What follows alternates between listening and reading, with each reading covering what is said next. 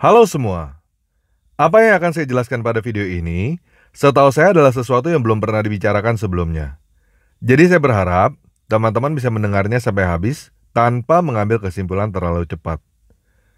Kalau teman-teman ada yang mengerti bahasa Inggris, Mandarin, Jepang, Korea, atau bahasa Asia lainnya, tolong bantu tambahkan subtitle untuk video ini ya. Karena menurut saya apa yang akan saya sampaikan pada video ini perlu didengar oleh semua orang Asia. Oke, kita mulai aja ya.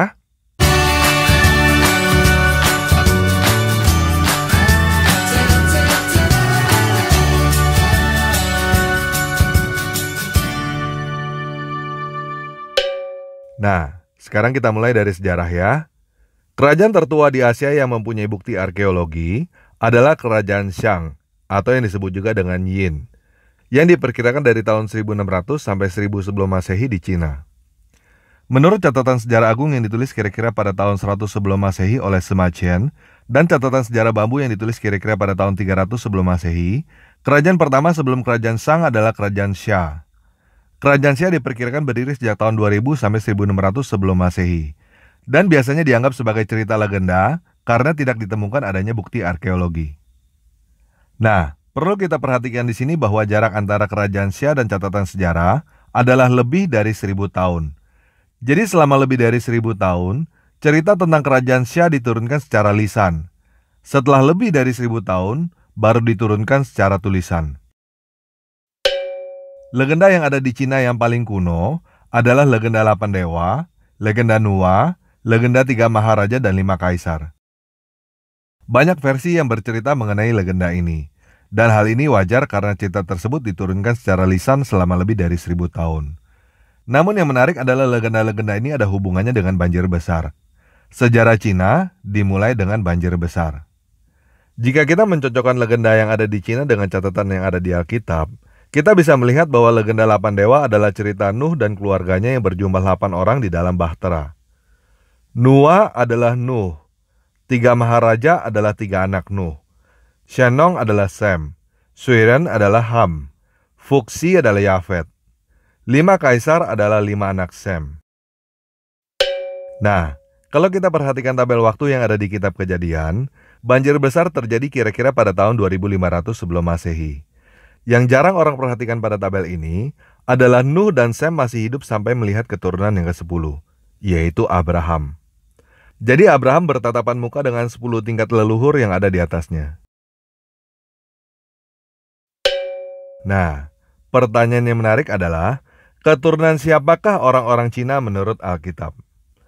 Perlu kita ketahui bahwa umumnya orang Indonesia adalah campuran India, Afrika, dan Cina. Jadi seharusnya teman-teman yang pribumi sedikit banyak punya darah keturunan Cina, dan kemungkinan ini adalah cerita tentang leluhurmu juga.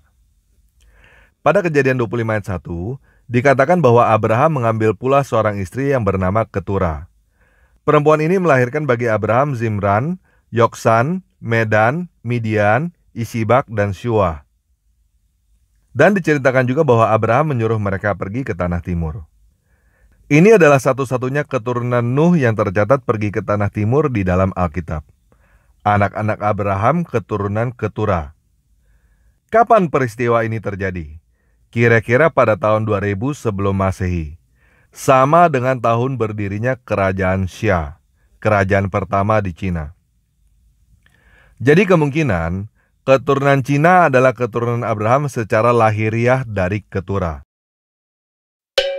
Nah, sekarang kita langsung membahas kepercayaan leluhur orang-orang Cina ya. Ada 2 orang yang menjadi dasar fondasi filsafat Cina, yaitu Kongfuzi dan Laozi. Kongfuzi mengajarkan tentang moral, Laozi mengajarkan tentang teologi. Kalau ajaran Buddha, sebenarnya bukan ajaran asli yang berasal dari Cina, tetapi dari India. Nah, pada video ini, kita tidak akan membahas tentang ajaran Kongfuzi dan Buddha. Kita akan membahas ajaran Lao Tzu dari bukunya, Tao Te Ching. Referensi Tao Te Ching yang akan saya kutip, bisa teman-teman cari di internet atau beli bukunya secara online. Lao Tzu adalah seorang guru besar pendiri ajaran Tao, yang kira-kira hidup pada tahun 600 sebelum Masehi. Tanpa disadari, Ajaran Tao adalah ajaran yang menjadi dasar pemikiran yang sudah lama diterima dan digunakan secara umum di Asia. Walaupun ajaran Tao tidak diajarkan secara formal. Banyak orang, khususnya keturunan Cina di Indonesia, KTP-nya Buddha, atau merasa dirinya Konghucu. Tetapi sebenarnya dasar kepercayaannya adalah Taoisme. Biasanya warga keturunan Cina di Indonesia tidak menekankan ajaran tentang ketuhanan. Yang penting percaya Tuhan itu ada dan berbuat baik. Nah, pada video ini kita akan membahas lebih mendalam sebenarnya apa sih ajaran Tao yang ada di dalam Tao Te Ching. Oke? Pada bab 25 buku Tao Te Ching, Lao Tzu menjelaskan bahwa dia melihat Sang Pencipta. Dia tidak tahu namanya, dan dia menyebutnya Tao. 有物混成先天地生，即悉辽西独立不改，周行而不殆，可以为天下母。吾不知其名，强自之曰道。 Jadi padanan kata untuk Tao dalam bahasa Yunani adalah hotheos. Tao, theos. Padanan kata untuk Tao dalam bahasa Indonesia adalah kata Tuhan. Tao adalah sebutan yang diberikan Lao Tzu untuk Sang Pencipta, untuk Tuhan. Jadi pada video ini, ketika teman-teman mendengar kata Tao, itu artinya adalah Tuhan. Dan ketika teman-teman mendengar kata Tuhan, itu artinya Tao. Sama aja. Oke? Pada bab 1, bab 62 Tao Te Ching, Lao Tzu menjelaskan bahwa Tao adalah misteri. Bahkan misterinya misteri. 同谓之玄，玄之又玄。道者万物之奥。 Pada bab 21, Lao Tzu menjelaskan bahwa dia melihat Tao dengan samar-samar dan tidak jelas. 孔德之容为道是从，道之为物为恍为惚。惚兮恍兮其中有象，恍兮惚兮其中有物，杳兮明兮其中有精，其精甚真，其中有信。自古及今，其名不去以阅众甫。吾何以知众甫之状哉？以此。 Nah, ini sebabnya orang-orang keturunan Cina tidak terlalu menekankan pengajaran tentang Tuhan. Karena Tuhan adalah misteri, dan yang paling penting adalah berbuat baik. Lao Tzu adalah salah satu dari segelintir orang yang melihat apa yang dia lihat. Dan dia memberikan kesaksian tentang apa yang dia lihat dengan baik, walaupun samar-samar dan tidak jelas. Tetapi Lao Tzu bukan satu-satunya orang yang melihat apa yang dia sebut Tao itu. Kebanyakan orang-orang yang melihat apa yang Lao Tzu lihat adanya di Israel. Israel adalah cucunya Abraham. Di Israel, orang-orang yang melihat seperti Lao Tzu disebut para nabi. Para nabi dari Israel ini juga melihat Sang Pencipta, dan mereka menyebutnya dengan nama Yahweh. Yahweh artinya adalah Dia ada, yang ada. Sama seperti Lao Tzu yang berkata pada bab 40 Tao Te Ching, bahwa segala sesuatu tercipta oleh yang ada. 凡者道之动，弱者道之用。天下万物生于有，有生于无。 Para nabi dari Israel ini juga memberikan kesaksian tentang apa yang mereka lihat seperti Lao Tzu. Dan bagi para nabi ini, hal itu juga adalah misteri. Namun ada satu hal pokok yang disampaikan oleh para nabi Israel, yaitu yang ada itu akan datang dan tinggal bersama-sama dengan manusia. Apa yang disampaikan oleh para nabi itu disebut nubuat atau ramalan. Kira-kira pada tahun 0 Masehi, yang ada ini datang, lahir sebagai manusia dengan nama Yesus. Nama Yesus artinya adalah Yahweh menyelamatkan. Yang ada itu menyelamatkan. Orang Kristen percaya bahwa Yesus adalah Yahweh itu sendiri. Dengan bahasanya Lao Tzu, orang Kristen percaya bahwa Yesus itu adalah Tao itu sendiri. Orang Kristen percaya bahwa Yesus menggenapi semua nubuat dan memenuhi semua ajaran yang dikatakan oleh para nabi. Sekarang, saya akan menunjukkan bahwa Yesus menggenapi semua nubuat dan memenuhi semua ajaran yang dikatakan oleh Lao Tzu juga. Yang saya maksud dengan Yesus menggenapi semua nubuat Lao Tzu adalah teman-teman akan memahami misteri yang Lao Tzu katakan dengan melihat Yesus. Yang saya maksud dengan Yesus memenuhi semua ajaran Lao Tzu adalah teman-teman akan melihat bagaimana Yesus menerapkan ajaran Tao dengan sempurna. Selain itu, saya juga akan menunjukkan bahwa banyak pertanyaan tentang Yesus yang bisa dijawab dengan ajaran Tao.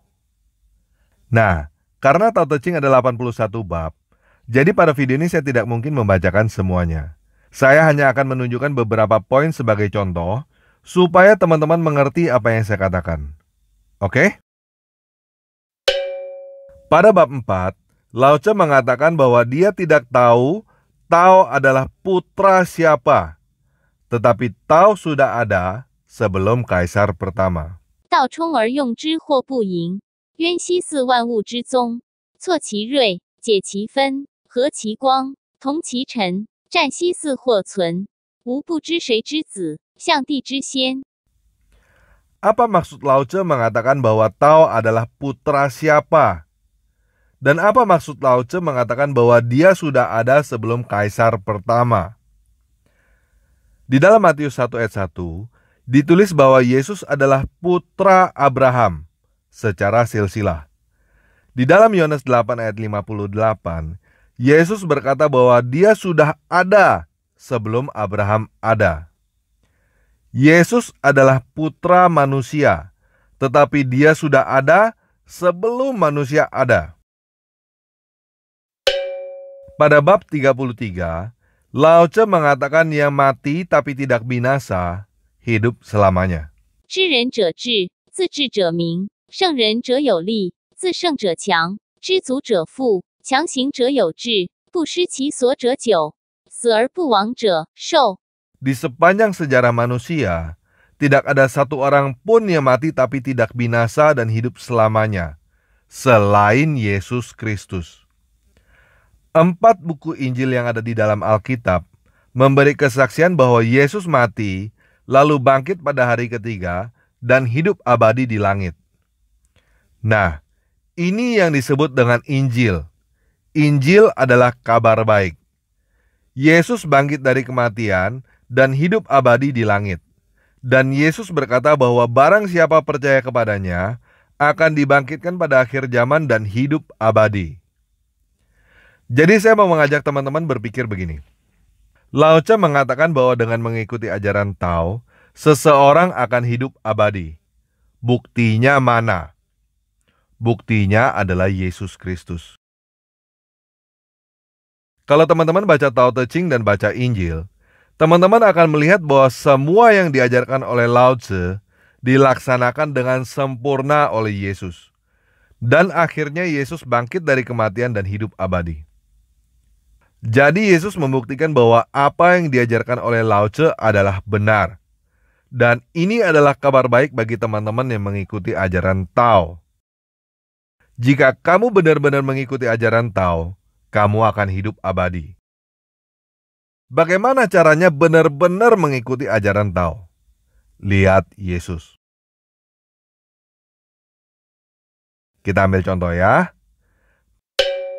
Pada bab 78, Lao Tse berkata bahwa siapa yang menanggung dosa suatu negara, dia adalah penguasa masyarakat itu. Siapa yang menanggung bencana suatu negara, dia adalah raja dunia. 天下莫柔弱于水，而攻坚强者，莫之能胜，以其无以易之。弱之胜强，柔之胜刚，天下莫不知莫能行。是以圣人云：受国之构是为社稷主，受国不祥是为天下王。正言若反。 Nah, pertanyaannya adalah, apakah benar yang dikatakan oleh Lao Tse? Apakah benar jika kita menanggung dosa dan menanggung bencana, kita akan menjadi penguasa dan raja? Lihat Yesus.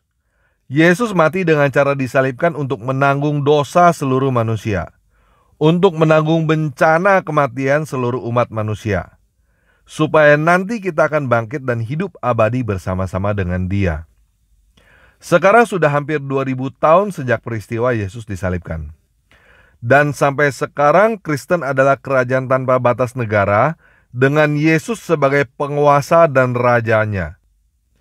Jadi apa yang diajarkan oleh Lao Tse sekali lagi adalah benar, dan Yesus adalah buktinya. Yesus adalah kabar baik bagi teman-teman yang mengikuti ajaran Lao Tse. Nah, tadi saya berkata bahwa Yesus adalah Tao itu sendiri. Dan teman-teman akan mengerti misteri Tao dengan melihat Yesus. Pada bab 62, Lao Tzu berkata bahwa Tao adalah misteri, harta bagi orang yang baik, perlindungan bagi orang yang jahat. Juga dikatakan pada bab ini bahwa siapa yang mencari akan mendapatkan, orang yang berdosa akan diampuni. Karena itu dunia menghargainya. 道者万物之奥，善人之宝，不善人之所宝。美言可以世尊，美行可以佳人。人之不善，何气之有？故立天子，治三公。虽有拱璧以先驷马，不如坐尽此道。古之所以贵此道者何？不曰求以得，有罪以免邪，故为天下贵。 Yesus menjelaskan apa yang Lao Tzu katakan di dalam Matius 7 ayat 7-12. Mintalah maka kalian akan diberikan. Carilah maka kalian akan menemukan. Ketuklah maka kalian akan dibukakan. Karena semua yang meminta akan mengambil. Yang mencari akan menemukan. Dan yang mengetuk akan dibukakan. Siapa manusia dari kalian yang ketika putranya minta roti akan memberikan batu kepadanya? Atau dia minta ikan akan memberikan ular kepadanya?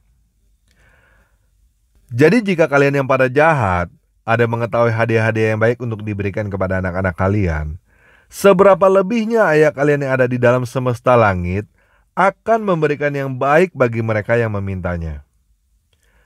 Jadi, semua yang kalian ingin supaya manusia-manusia lakukan kepada kalian, demikian juga yang kalian lakukan kepada mereka. Karena inilah hukum dan para peramal. Inilah yang diajarkan dalam ajaran Tao dan Lao Tzu.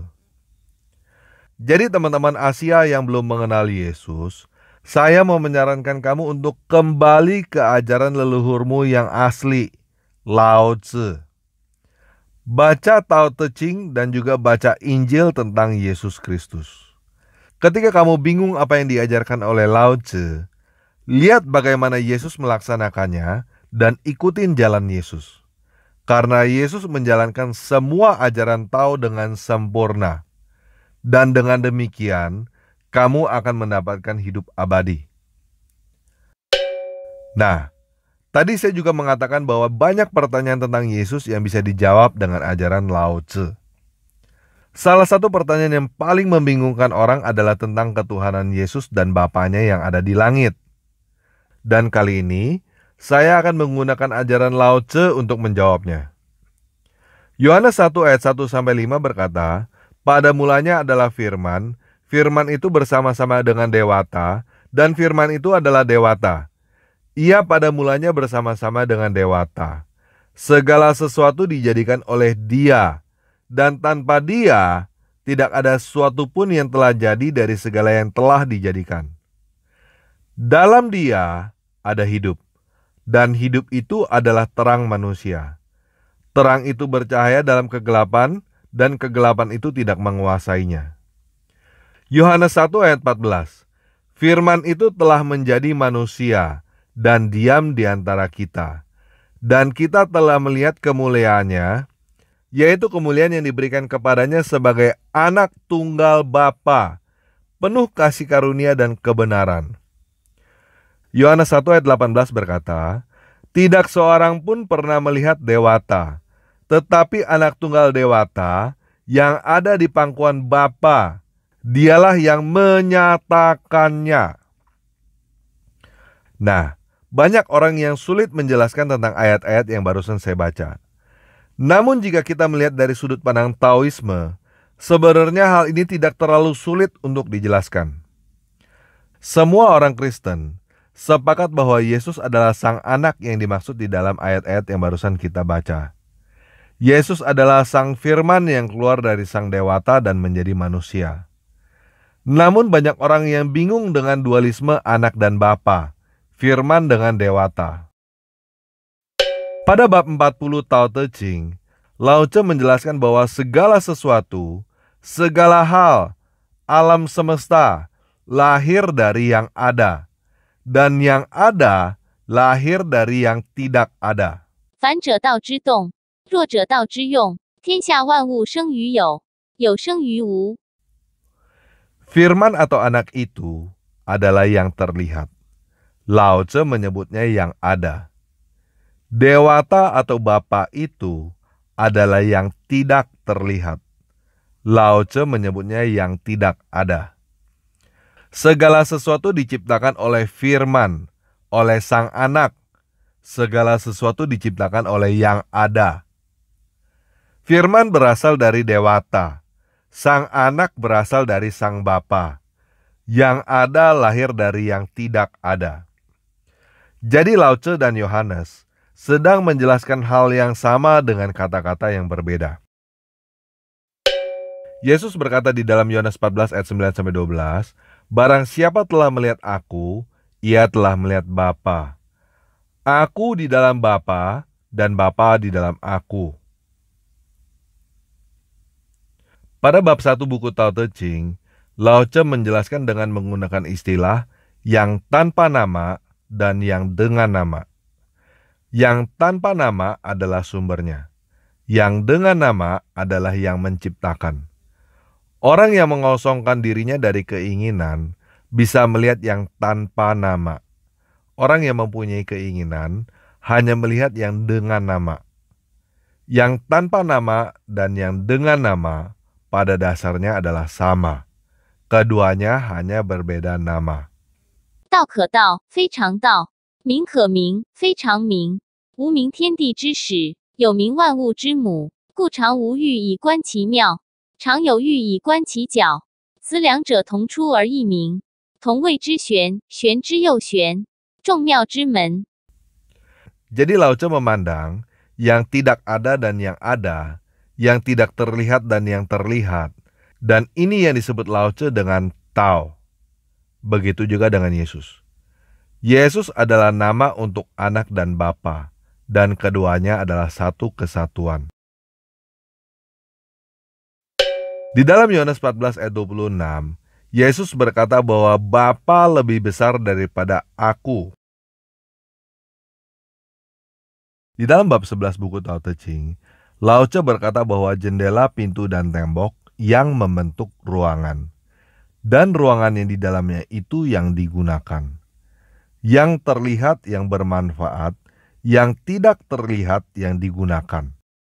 30辐共一毂，当其无，有车之用；言之以为器，当其无，有器之用；凿户有以为室，当其无，有室之用。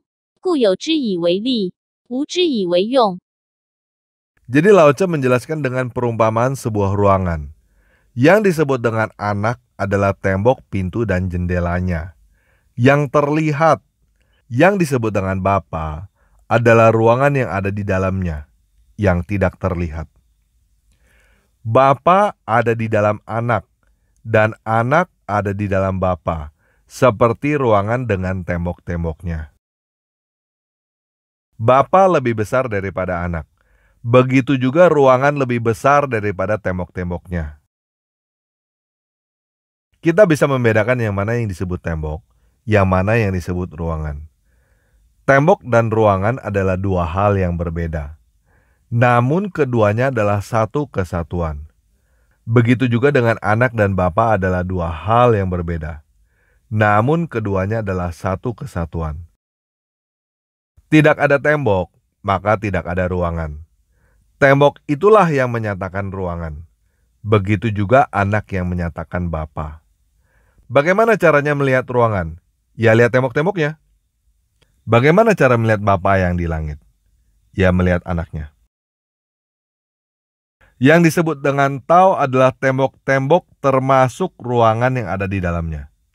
Yang disebut dengan Yesus adalah anak termasuk Bapa yang ada di dalamnya. Yesus berkata di dalam Yohanes 10 ayat 9, "Aku adalah pintu. Barang siapa masuk melalui aku, ia akan selamat. Dan ia akan masuk dan keluar dan menemukan padang rumput." Yesus berkata di dalam Yohanes 14 ayat 6-7, "Akulah jalan dan kebenaran dan hidup. Tidak seorang pun yang datang kepada Bapa kalau tidak melalui aku. Sekiranya kamu mengenal aku, pasti kamu juga mengenal Bapa-Ku. Sekarang ini kamu mengenal Dia, dan kamu telah melihat Dia. Bagaimana? Sekarang udah lebih mengerti kan? Nah, saya akan menutup video ini dengan sebuah pernyataan untuk teman-teman Asia. Buat teman-teman Asia yang belum memahami Yesus dengan sudut pandang dari barat atau sudut pandang dari selatan, coba pahami Yesus dengan sudut pandang dari timur. Sudut pandang dari guru besar leluhurmu sendiri yang bernama Lao Tzu.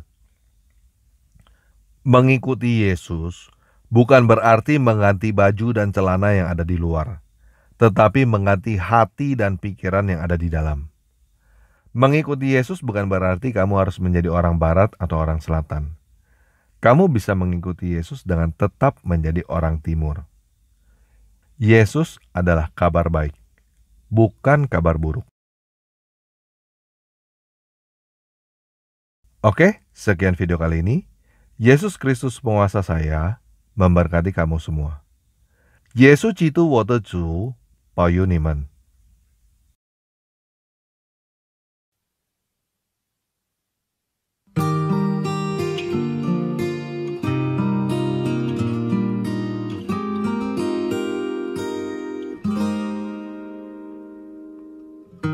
坦然无惧，我来到施恩的宝座前，将你的名所当得的荣耀归给你。凡亲近你的必须借着血的献祭。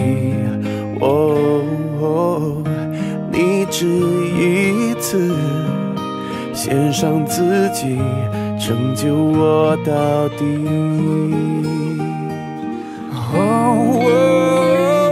我怎么会不配当你的儿女？你赦免了我的罪孽，你是我的肩。慈爱和怜悯，你全心听我的声音。主，你像我样怜安慰和帮助，将平安充满我的心。主，你保护我性命，至高者你建立我心。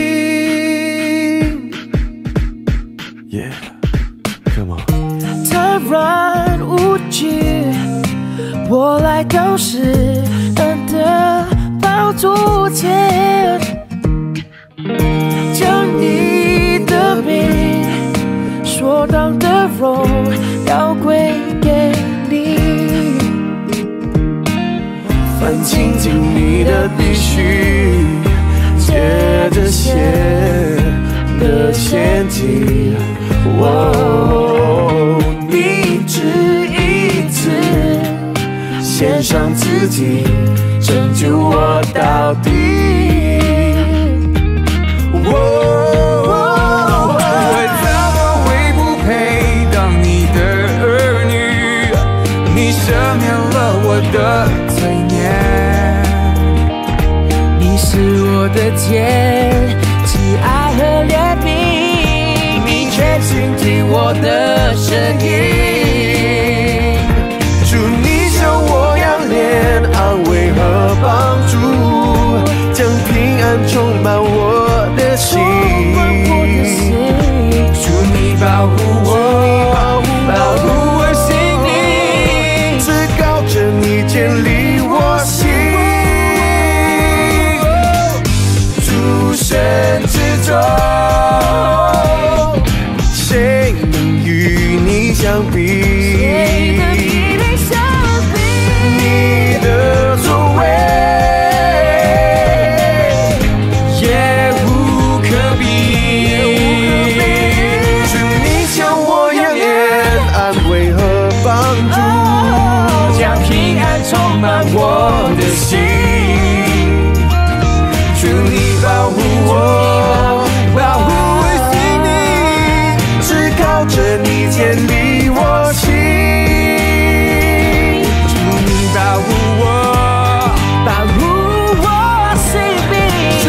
着你。